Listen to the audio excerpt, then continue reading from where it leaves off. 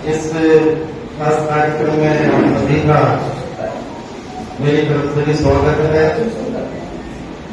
और मैं सबसे पहले तो मंच पर बैठे हुए तमाम आज के जो खास मेहमान है उनका अभिनंदन करता हूँ। आप सभी साथियों का अभिनंदन। तो सभी को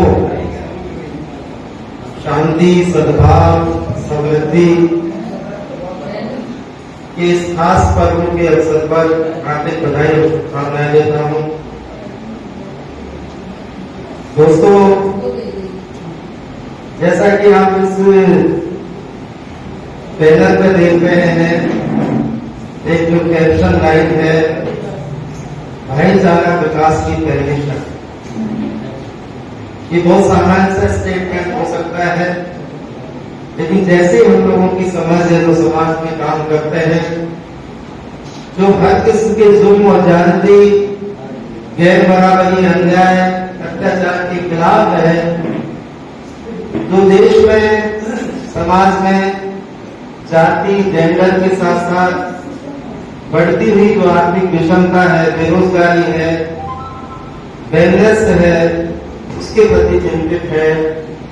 तो ऐसे हालात में ये हम भी चिंता करते हैं कि यदि लोगों के अंदर भाईचारा नहीं है, आपसी मेल मिलाप, सद्भाव नहीं है, तो न केवल ये देश की आर्थिक प्रगति के लिए बाधक है, नुकसानदेह है, बल्कि हम जो आम जनता है, जो मजदूर, किसान, वंचित तबके के लोग हैं, जो बड़ी मेहनत मजदूरी करके अपना गुजारा चलाते हैं,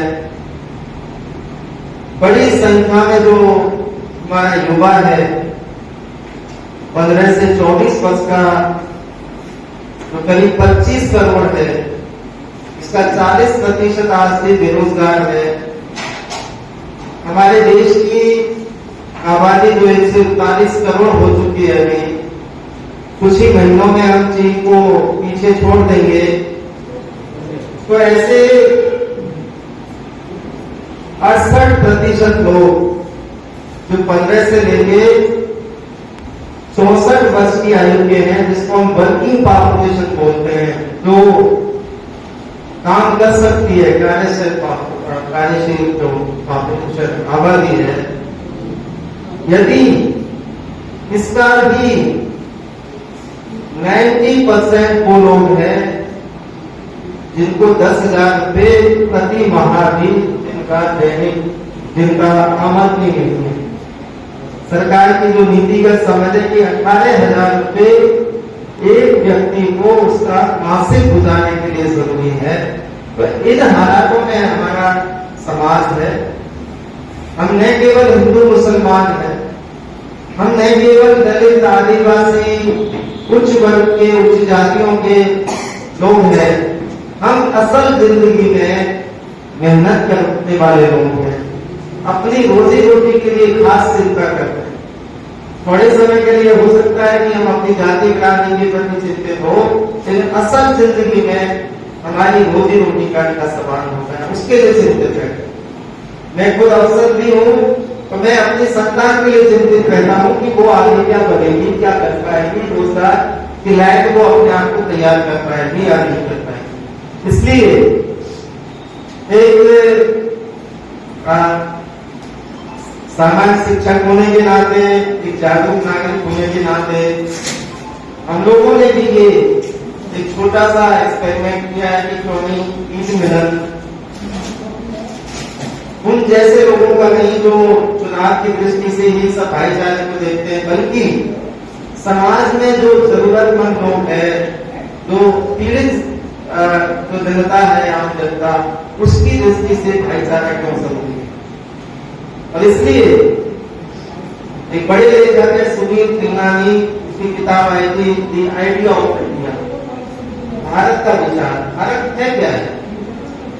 भारत सिर्फ हिंदू नहीं है, भारत सिर्फ मुस्लिम नहीं है, भारत सिर्फ ईसाई नहीं है, क्रिश्चियन नहीं है, बौद्ध नहीं है, जैन नहीं है, ये सबको मिलकर के एक इंडियन बनता है सब। और ये इंडिया का ही जो आइडिया है, ये आज सबसे बड़े खतरे में है। और ये खतरा असल में जो हम जाति और धर्म के नाम पे जो कूट डालने वाली राजनीति है, विचारधारा है, जो देश में रोजी रोटी के असली सवाल से ध्यान हटाने वाली वो राजनीति है, हिंदू मुसलमान के नाम पे हिंसा नफरत की राजनीति है, जातियों के नाम पे नफरत की राजनीति है, ये बड़ी चुनौती है समझना। इसलिए मैं बहुत डिटेल में नहीं जाना चाहूंगा। 141 करोड़ की आबादी है, 68% आबादी 15 से 64 वर्ष की है, और भारत की इस आबादी का 15 से 24 वर्ष की आयु के हिसाब से देखें तो 25 करोड़ है। यदि हम इसको क्वालिटी एजुकेशन दें, इसको स्किल्ड बनाएं, इसको समुचित मजदूरी मिले, इसको वेतन दें, तो ये हमारे लिए, जिसको इंग्लिश में बोलते हैं डेमोग्राफिक डिजास्टर की जगह ये डिविडेंड होगा। और अभी जो यूएनओ की पॉपुलेशन फंड जो उनका एक एजेंसी उसने कहा है कि चीन के बाद में इंडिया वो देश है जहां पे ये वर्किंग पॉपुलेशन है, बड़ी ताकत बन सकती है इंडिया की यदि हम इसको ठीक से स्किल बनाएं, इसको क्वालिटी एजुकेशन दें और इसको हम एम्प्लॉय कर सकें, इसको मानव संसाधनों में तब्दील कर सकते हैं। लेकिन हमने स्किल भी बना दिया, हमने डॉक्टर बना दिया, मैकेनिक बना दिया, कुछ और बना दिया, लेकिन यदि हम आपस में लड़ते रहे, एक दूसरे के प्रति जाति धर्म का द्वेष होता रहा, बहस होता रहा, तो लड़कर के आपस में मच जाएंगे यहाँ पे। तो आज जो हालात है, हम अपनी इस बड़ी हुई आबादी को अपनी ताकत बना सकते हैं यदि हम इसका ठीक से इस्तेमाल करें। ये खुद सरकारों की अंतर्राष्ट्रीय स्तर पर भी समझ है। मैं बहुत आगे में नहीं जाना चाहूंगा।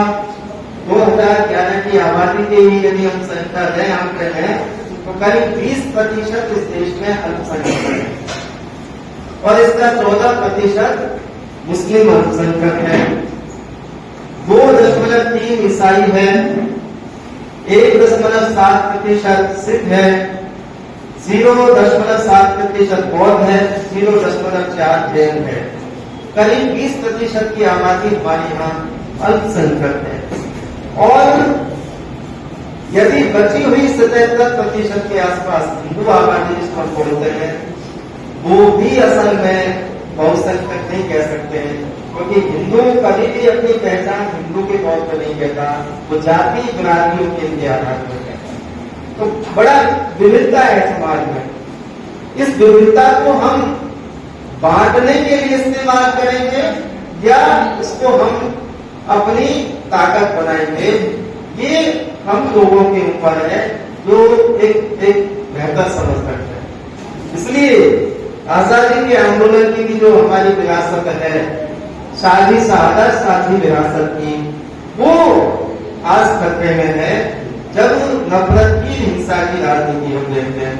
पत्रकार साथी बैठे हुए हैं, अब तो पत्रकार के देश में भी शूटर हमने देखे हैं और कैसे मीडिया के साथ ही कितने दबावों में काम करते हैं। मैं तो मेरे खुद के इतने स्टूडेंट उनको देखता हूँ, फ्रेंड्स उनको देखता हूँ कि उनकी रोजी रोटी कैसे चलती है, कितने दबाव उनके ऊपर होते हैं, ये खुद मीडिया के साथ ही हमको बताते हैं। पत्रकार खुद सुरक्षित नहीं है। तो ऐसे हालात में हमने एक छोटा सा प्रयास किया है कि ईद मिलन के इस जश्न के साथ में अनबन में सुलझे हुए जो लोग हैं, समझदार लोगों के जरिए भाईचारे के एक संदेश दें। और इसी भूमिका के साथ में मैं कहना चाहूंगा कि जो भाईचारा राष्ट्र की पहली शर्त है, लेकिन ये भी ध्यान रखना है साथियों को कि भाईचारा बिना बराबरी के टिकाऊ नहीं होगा।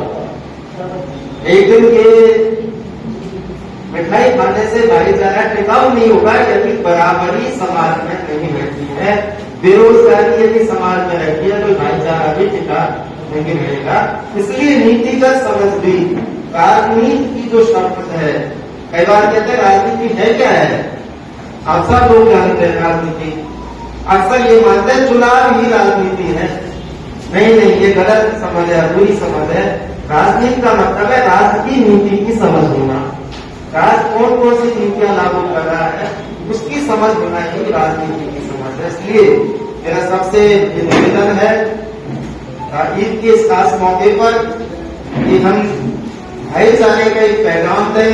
अलवर वैसे भी एक बड़ी साझा संस्कृति का शहर है, एक खास कौम का यहाँ पर दबदबा नहीं है, सांस्कृतिक तौर पर समृद्ध लोगों का शहर है, साहित्य वाले लोगों का शहर है। और इस शहर में तो हमारी इतनी क्रांतिकारी परंपरा बिल्कुल एक जमीन में है कि 3-3 बार यहाँ पर कम्युनिस्ट पार्टी ऑफ इंडिया के हमारे बहुत ही लोकप्रिय विधायक श्री रामानंद जी यहाँ से विधायक रहे हैं। तो एक बड़ी एक गहरी पहल है, इसी को हमें मजबूती देना है और इस भाईचारे को कायम रखने का संदेश आपके सम्मेलन से, इस कार्यक्रम से देना है। और बहुत शुक्रिया साथियों। मैं सबसे पहले आमंत्रित करूं